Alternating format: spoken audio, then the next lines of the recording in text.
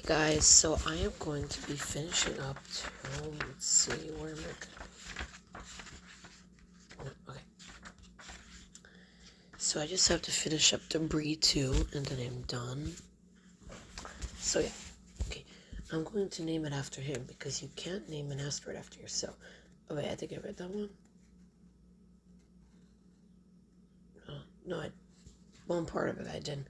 Come on, early Kenny says, picking up one of the long flat brooms. I'll help you. Don't forget to fill out the logbooks. My father says over his shoulder as he walks away. Things are going to get crazy soon, and you need to keep organized, Kenny whispers. You know he's saying that because he and Mom were arguing last night, and he wants to keep the peace. She's the only one who checks those boring logbooks. Mom and Dad were arguing. I'd heard them whispering loudly to each other, only to stop when I walked in the room. But I didn't think much of it. I figured they don't get much privacy, and it's not my business if they don't want me to hear something. I bent down to snip at some... Hold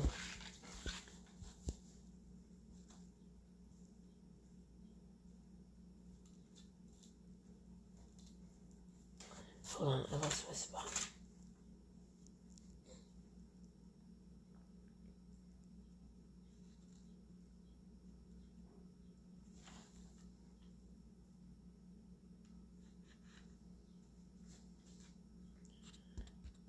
Okay.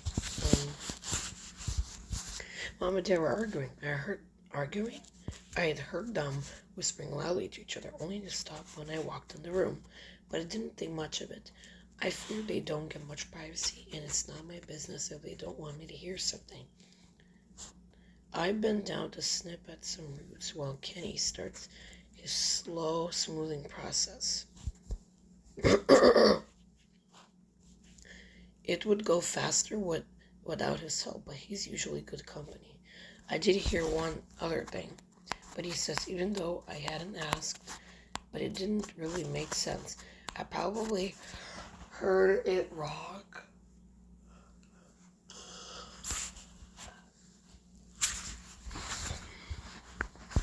I pick up a twig off the path and toss it into the woods that surround the labyrinth. What did you hear? I'm sure it doesn't mean anything. Never mind. He begins moving faster, not even looking for bugs.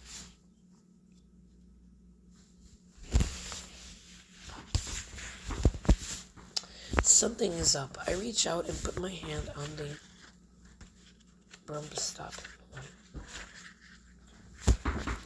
Just tell me, I say firmly. Okay. I heard Dad say, but Allie wears a meteorite around her neck. The kids might not understand. My brows crinkle. What kids? Why wouldn't...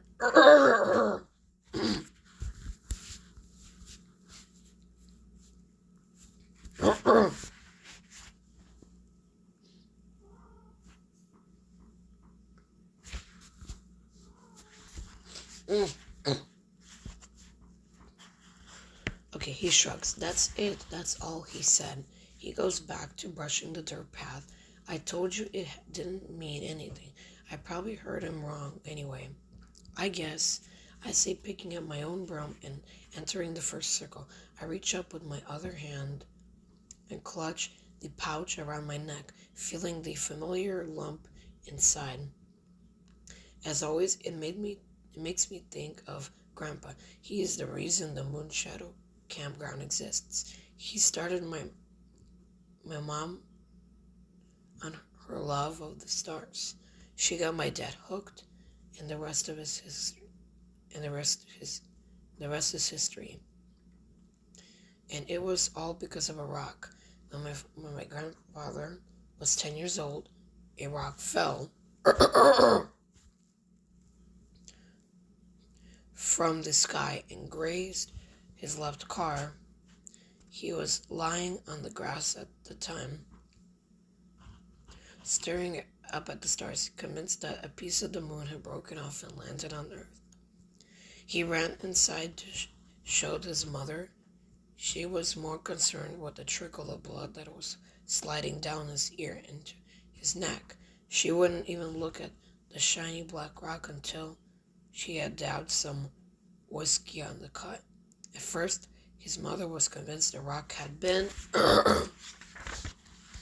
thrown by a mischievous neighbor boy named Hank, but an investigation determined that Hank was indisposed at the time, which was the polite way of saying that Hank had eaten some bad carp that he had fished illegally from the river behind the glue factory and had been stuck on the toilet since dinner.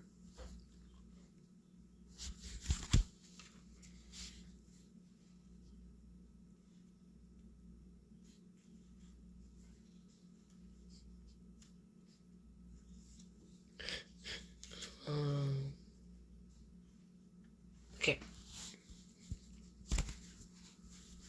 The next day, my grandfather's father brought the rock to work with him at the factory. On his way, stopped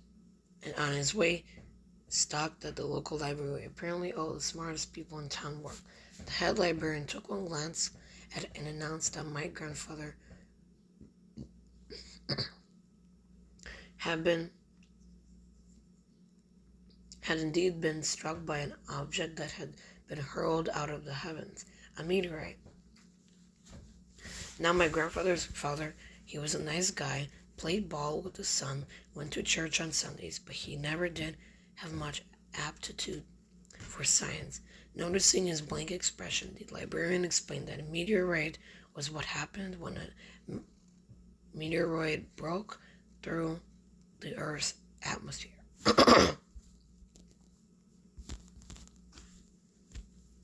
But didn't burn up like it was supposed to.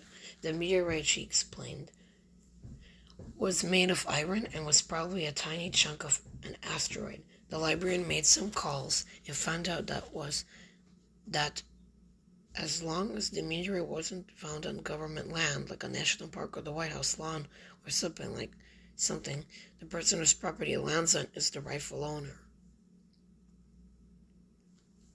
The weekend my grandfather's parents took him to the 5 and dime store, where my grandfather picked out a small blue pouch about the same size of a deck of cards. His mother punched holes in it and looped a leather string through them. My father dropped the meteorite in the pouch, tied it closed, and slipped it over his head, where it remained for the rest of his life, while he took it off for showers and swimming, of course, and when he slept, and any time he had to wear a suit. Oh, and to wash the pouch occasionally.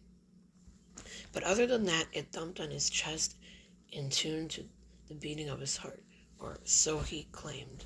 As a kid, he showed the rock and the scar on his ear to anyone who would listen and explain that the odds of getting hit by a meteorite are 1,000,000,000 to 1. While I would have thought this would make him really popular, it didn't. It did make him really interested in planets, though, and in the way that all the planets and stars and galaxies are kept in a delicate balance. He worried that because a piece of an asteroid had landed on Earth, the balance of the universe was disrupted. He became obsessed with trying to even things out by bringing a part of the Earth up to the sky. He figured spotting a new asteroid and having it named after him would even things out. But just in case he never found one, he had a backup plan. When I was 1 year old, he put a pen in my hand and guided me to sign my name on a piece of paper.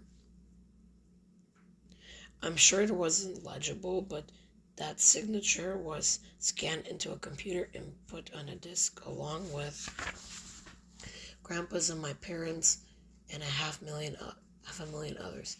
And that disk is is 1 billion miles away, circling Saturn right now in the Cassini spacecraft. By the time he died, I had already inherited Grandpa's love of the stars. Then I inherited the meteorite too. I haven't noticed if it has negatively affected my popularity status or not. But why would my parents be arguing about my necklace? I'm now standing in the center of the labyrinth where everything is supposed to be clear, but it's not. I can't wait till tonight so I can talk this over with Etta and Glenn and Peggy, my 3 best friends. I wish they could talk back. But that's what happens when you all live on different planets. Okay, that's it for today. I hope you guys enjoyed watching. Bye, everybody.